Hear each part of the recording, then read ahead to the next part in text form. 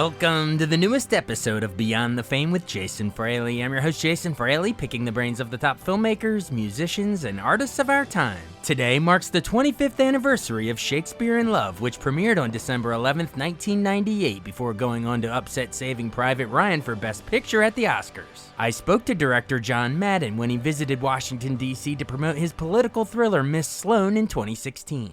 Here with John Madden, director of Jessica Chastain's new movie, Miss Sloane. Thanks for joining us, sir. Thank you. Not that John Madden, I should say. Yeah, I'm sure he could draw some X's and O's here, but not that. We don't want the football thing going on.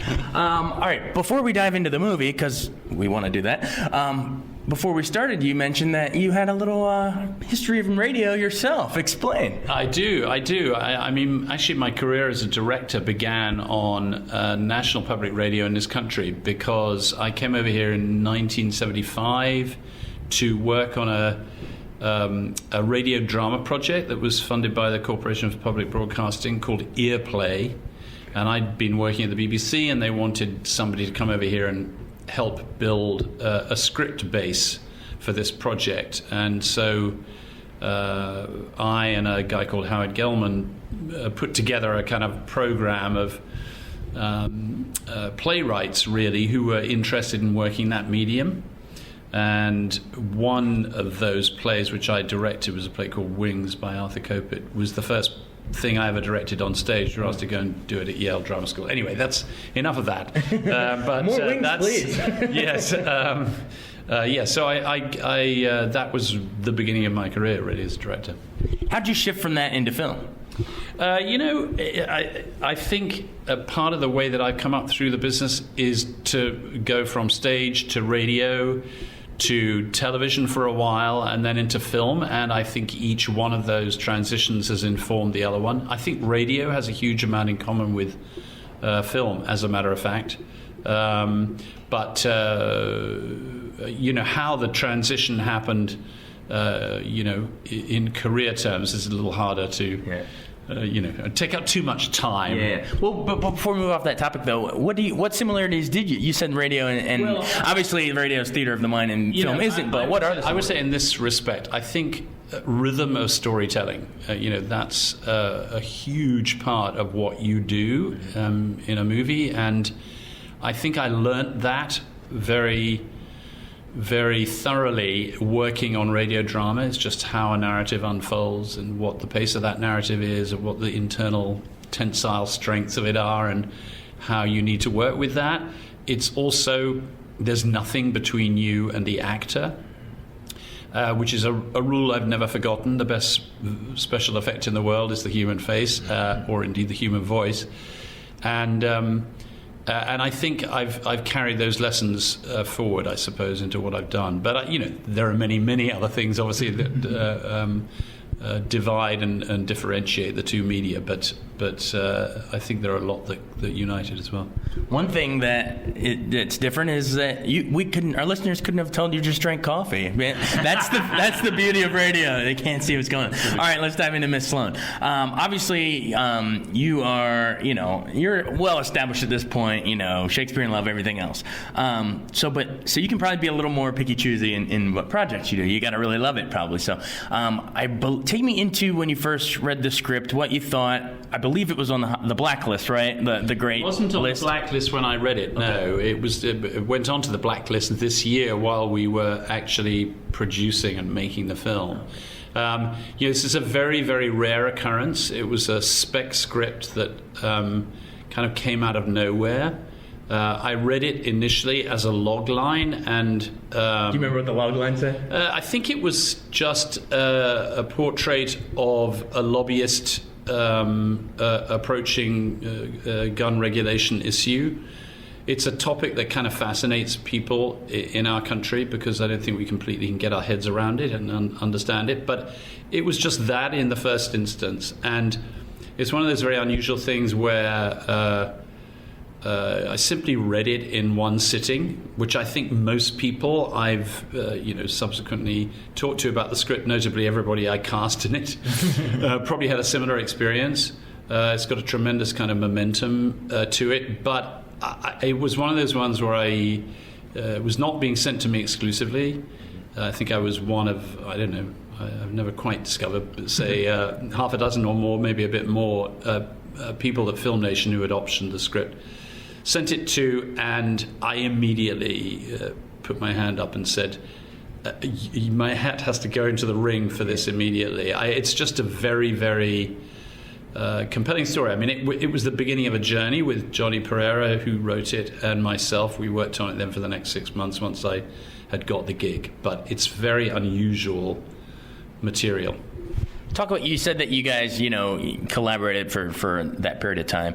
How much did the finished version reflect the original, and how much did you, what sort of things did you add that we see on screen were your contribution? I think Johnny's narrative is pretty intact, but only in terms of its overall shape. I think that what it's a first-time script, which is quite extraordinary given the level of achievement. This is his first script or the first produced No, script? it's the first script. Oh, wow. I believe he told me there are a couple of other scripts that he hasn't dared show anybody. Right. They're in a drawer, yeah. But I mean, literally only that. And, this is the first script he's put out there, and it got made. That's a very unusual story in Hollywood, though he's nothing to do with Hollywood, really. But I would say it's to do with character. That's how it developed. There's, the movie, as you will learn when you talk to Jessica, which I think you're going to do in a moment, has this extraordinary, unusual, and incredibly compelling character at its core. Obviously, the eponymous heroine, you would say, Miss Sloane, whose journey in the film is very interesting. And I think the underpinning of all that, the emotional underpinning of all that, was something that Johnny had not really got into and mined completely. So it's a kind of movie you don't want to give the game away at all in terms of what's happening in it, but she's a ruthlessly focused professional who drives everybody and everything at the speed that she needs to go. And at the same time, there's a sort of counterbalancing narrative which has to do with what's happening to her and who she is, really. That's quite an interesting dynamic to explore, and pretty fascinating to watch. I mean, she is a powerful and irresistible character, but also, not without flaws and not without complications, morally and emotionally. And it's interesting. Pill popping to stay awake and all that kind of stuff. Yeah, you didn't get your coffee. As I take another sip. Yeah. There's that. I mean, she's something to behold. Yeah. It's one of the chief things that also attracted me to the material is I instantly saw Jessica in the role. She and I did a movie together a number of years ago called The Debt, and have been looking for something to do together since then. And I wrote to her immediately and said, I think I found the one we might do. And she responded equally, instantly to the material. So casting her then was probably a no-brainer. If you're literally picturing her while you're reading it.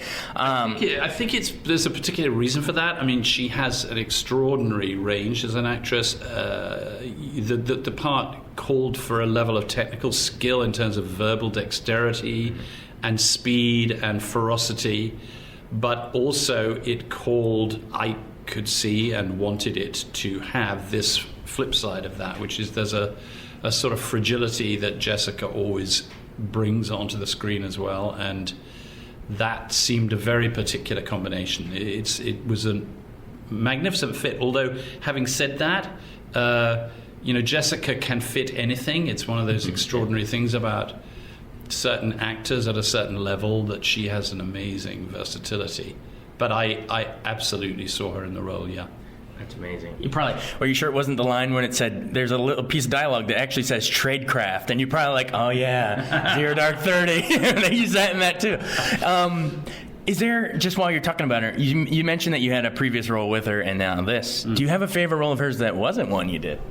Well, God, to be honest with you, I've liked everything she's done. Yeah. I mean, I thought she was a revelation in The Help. I thought she was extraordinary in Take Shelter, 0-30, obviously. I mean, she's never anything other than kind of riveting, I think, in whatever she does. I admire her ability to stretch herself. She won't settle.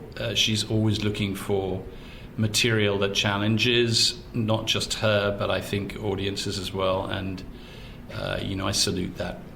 Definitely. You had mentioned that. Across the pond, you guys look at the gun issue here, and it's almost like, what are those Americans up to? You said that earlier. Why do you think that issue it draws you? I mean, there's even a line in there. What is it? She says, "My position was solidified sometime between Columbine and Charleston," but and God knows Sandy Hook and everything else in between, and Virginia Tech, and God, yada. What do you think it is from an outsider's perspective that our country is just? Are we just too far inside it? We can't see the forest for the trees, or what is it? I think it. Look, you have some advantage, I suppose, standing outside it because you don't necessarily know what the circumstances that obtain are until you start to get really closely engaged in it. And I think one of the things I could say is that I understand a whole bunch better as a result of making this film exactly why it's a unique issue over here, and it has to do with historical context, and it has to do with the way this nation sees itself and sees what its rights are and its need to protect itself from overbearing government, of which, of course, we are the chief object of that. Yeah, thanks for that, by the way. Thank you. I think it's a matter of perspective, and one of the things I think is really something that'll be interesting about this film is it lifts the lid on that issue a little bit for people without in any way being polemical. The movie is not a polemic in any sense.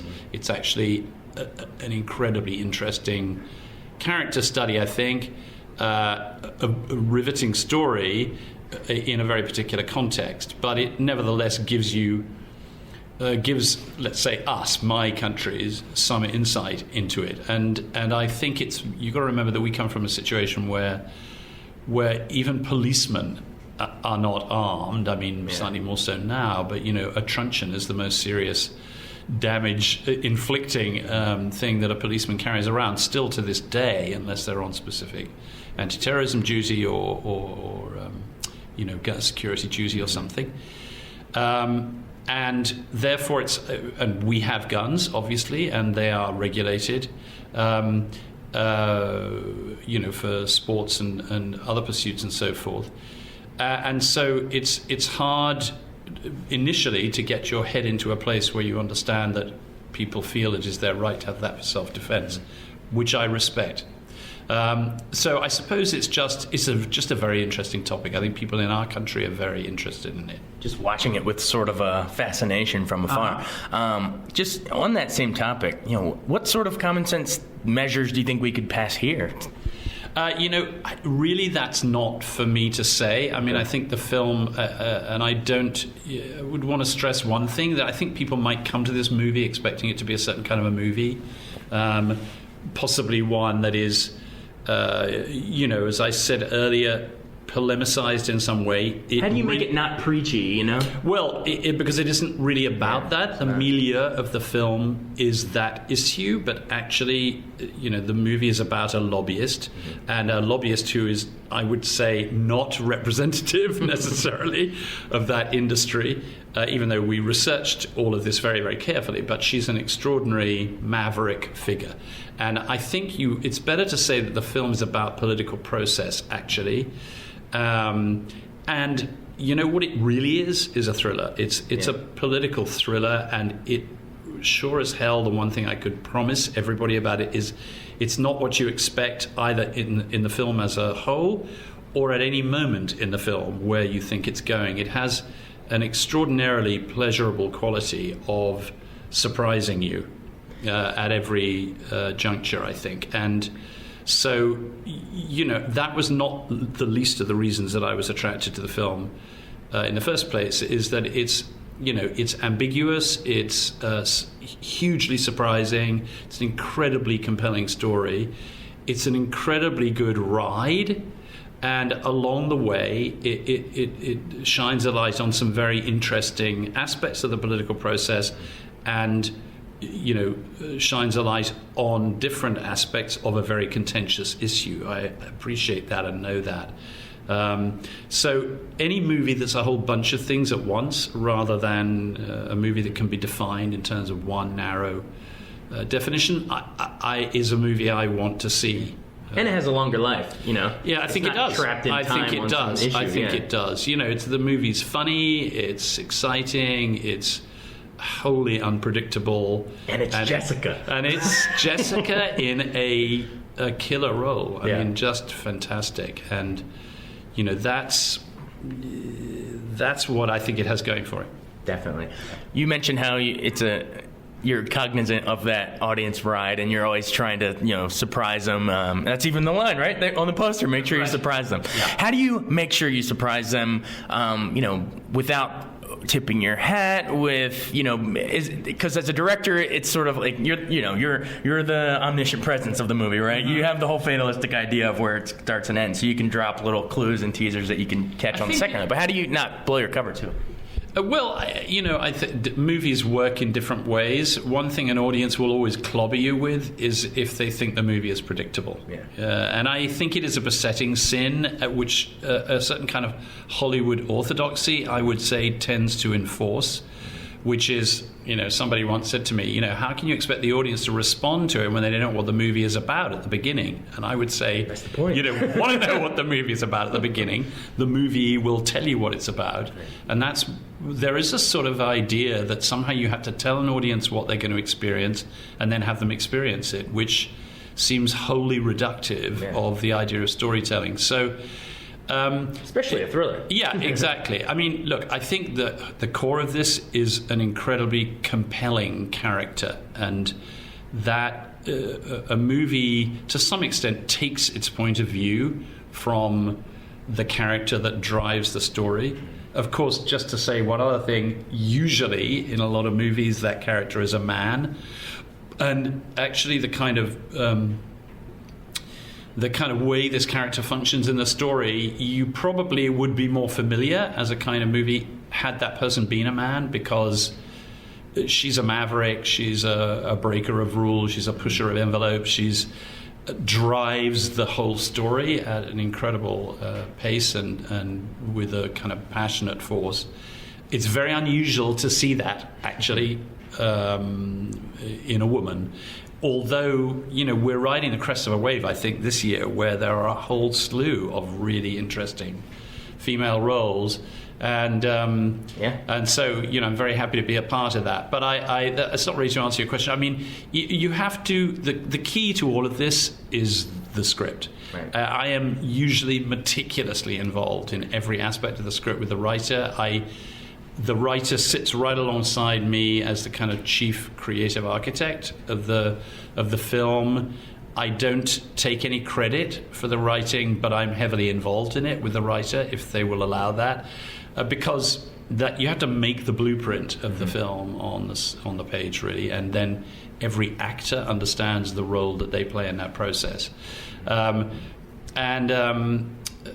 It's just you have to stress test the movie very, very carefully in terms of where are you unconsciously repeating yourself, where are the audience getting ahead of you in a way that is not helpful or desirable, where they're tapping their feet waiting for a development that they can see coming, and so forth. That's disciplined, really carefully thought out, smart writing, and I think this movie's got that in spades.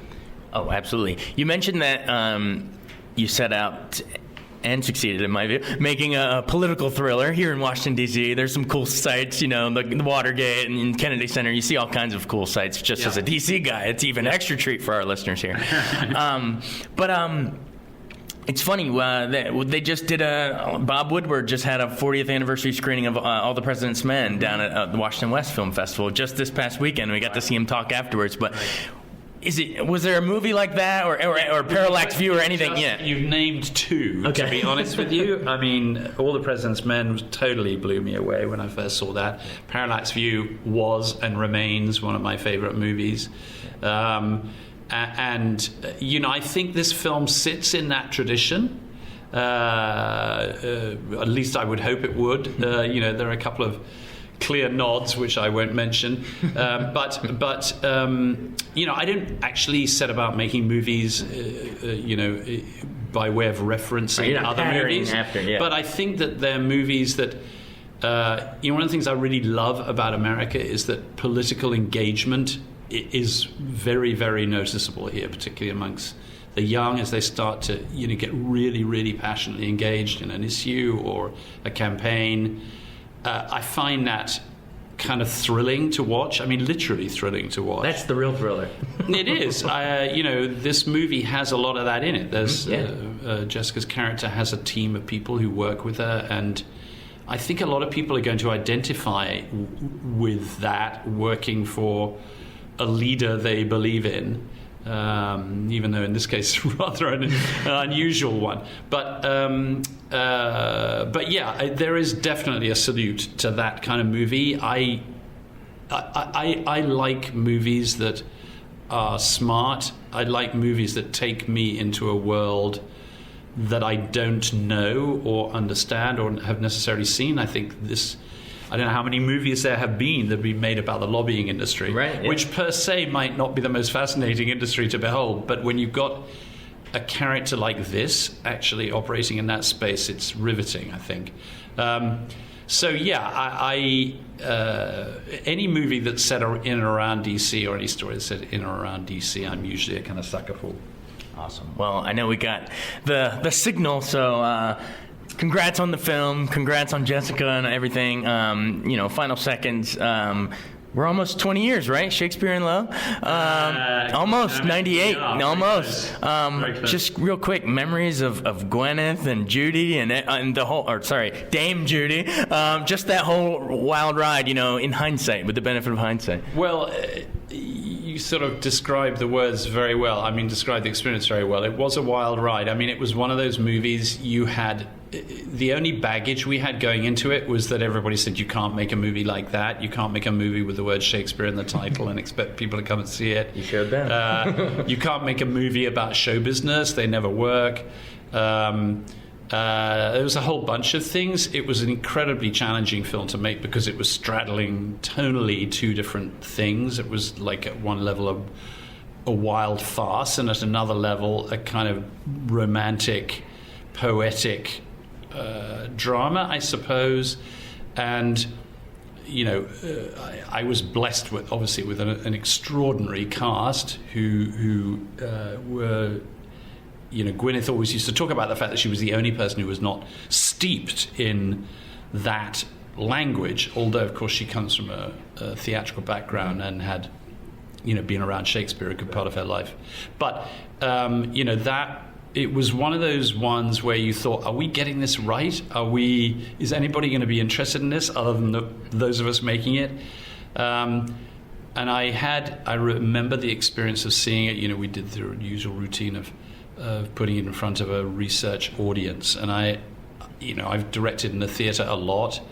And that's an unmistakable sense you get if a movie is communicating with and holding an audience. It was just fantastic to watch, and I felt quietly encouraged that we would have a chance of playing with an audience. The rest of it was beyond anybody's wildest dreams, so we didn't know that we would connect in quite the way that it did.